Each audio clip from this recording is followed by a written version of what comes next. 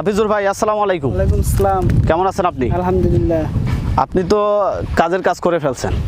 এর আগে আপনার আমি দুটো প্রতিবেদন করছি, তরমুজ চাষ, স্কোয়াশ চাষ। এবার একটি নতুন ফসল দেখতে পাচ্ছি, এটা তাই তো? বিটরুট। এটা বিটরুট। এটি কেন আপনি চাষ শুরু করেছেন এবং কত শতাংশে করেছেন, এটা একটু বলবেন। আমি এটা জানতে পারছি যখন এটার পুষ্টি গুণ সম্পন্ন একটা সবজি, তাই আমি এটা চাষ করছি। এটা এখনো কিন্তু প্রচলিত না, আমাদের রংপুরে কেউ চিনে না। মানুষ যাতে খেয়ে মানে উপকারটা পায় আর কি, এজন্য আর কি চাষ করা। পরিচালিত একটি সবজি, এখন আমাদের বাংলাদেশে এটি এখনো বিস্তার ঘটেনি। খুব ক্ষুদ্র চাষিরা, কিছু কিছু চাষি এখন চাষ করতেছে। আপনি কোথা থেকে জানতে পারলেন যে এটি চাষ করলে এর উপকারিতাগুলো পাওয়া যাবে? এই